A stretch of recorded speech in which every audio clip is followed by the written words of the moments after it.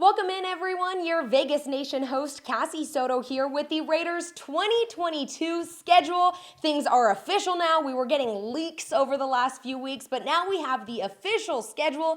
And here to help us break it all down is Las Vegas Review-Journal sports columnist Sam Gordon. Sam, let's go ahead and dive right in here and get to week one for the Raiders. It is looking like they will be on the road to take on their AFC West rival, the Los Angeles Chargers. And I have to be honest here for a second, Sam. When I went to the Chargers game last year, I think it is safe to say that it was a Raiders home game with how many silver and black jerseys there were in the crowd. Do you think we can expect that again this year for week one? Yeah, I certainly do, Cassie, especially considering how large the Raider fan base is in Los Angeles. It's been that way for a long time, even though the Raiders went back to Oakland and are now in Vegas, and I don't expect anything different this year. Let's not forget, Cassie, it's interesting this is the first game of the season for both these teams, right? Because we remember they were the last game of the regular season in 2021, of course, one of the best games of the year, a game for the ages. So I think football fans have to be excited about this matchup. You get a division matchup right away and a super exciting game not too far down the road. Definitely expect a lot of Raider fans in the building for that one. Well, moving on to week two now, the home opener for the Raiders. They will host the Arizona Cardinals. Not necessarily the sexiest matchup for a home opener, Sam, but still one fan should get excited for, right? Yeah, absolutely. And the Cardinals have one of the most exciting young players in the NFL, and Kyler Murray. Of course, there's a contract situation going on there. We expect that to get resolved, and then he'll play for the Cardinals this season. But this was a playoff team last season that was very good, blown out, of course, by the Rams. But there's a foundation here that's developing. And, of course, new Raiders pass rusher Chandler Jones gets to play against his former team, gets a chance to try and sack his former quarterback. So that's definitely an exciting and interesting matchup early in the year as well. Well, moving on to week three now, they will be at the Titans. Then they'll come back home to host the Broncos. And then they'll see their first primetime matchup, Sam, versus the Chiefs at Arrowhead.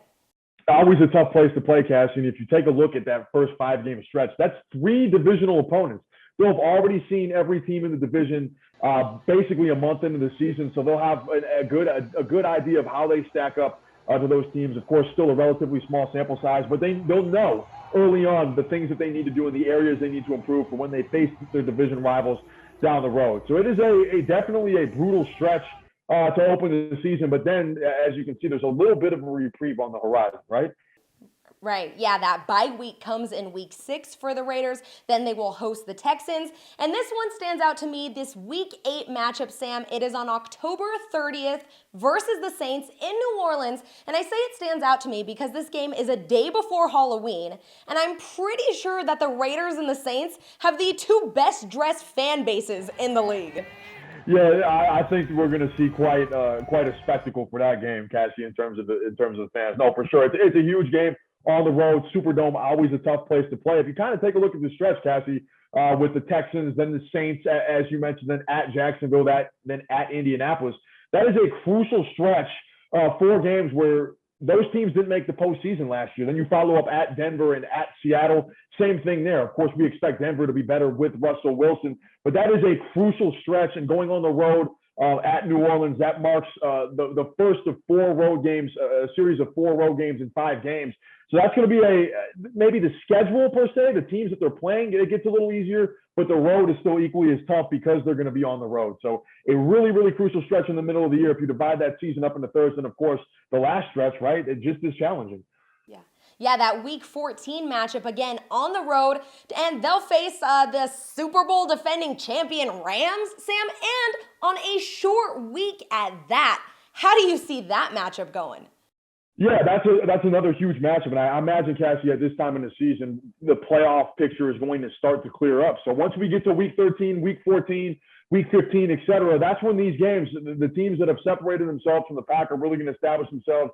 And then the teams that are right there in the mix are going to be battling for playoff positioning. So every single game, especially at this point, is going to be tough. I expect the Rams to be one of the best teams in the NFC again, basically reloading compared to what they already had. So it does not get any easier for the Raiders. The aggregate win percent, the strength of schedule, Raiders have the 7th toughest strength of schedule based on opposing winning percentage in 2021. So as we see this thing develop, you can certainly see why it's so tough and where some of those difficult games come from. Well, if there is one game that head coach Josh McDaniels and GM Dave Ziegler might have circled on their calendar, it is this Week 15 matchup, Sam, versus the Patriots at home. It is a primetime game, but I'm wondering, is it a little strange that this game is coming so late in the season? Yeah, I thought this would be a candidate for a game earlier in the season, Cassie, just to kind of set the stage and really develop the storyline surrounding Josh McDaniels' second head coaching tenure. But I think the good part about this matchup from a football standpoint is both of these teams are going to be who they are at this point. We know Bill Belichick's teams traditionally usually peak towards the end of the season. We'll see if his disciple, Josh McDaniels, if his teams follow the same trend. So there's a chance that this could be a really premier matchup. The storylines sells itself, or sells themselves, but of course could be a matchup of two really good football teams at this time of the year as well. We'll have to see. Sam, does the date December 23rd, 1972 ring a bell to you? Yeah, I think there was a pretty big football game played that day, Cassie, right, between the Raiders and the Steelers. Can you remind me of what happened to end that game? I think if you Wikipedia it up, you'll pop up Immaculate Reception, Sam. Okay. So you're telling me, Cass, that was 1972. This is 2022, and if I'm seeing the schedule correctly, that game is on December 24th, right? So 50th anniversary? 50th anniversary. Whoever was in the back rooms of the NFL schedule, they said, hey, this might be a fun one to put on the schedule. The 50th anniversary of that Raiders-Steelers game, the Immaculate Reception. You see it every year when they're talking about the best plays or the craziest plays in the league, Sam. The timing on this is pretty perfect.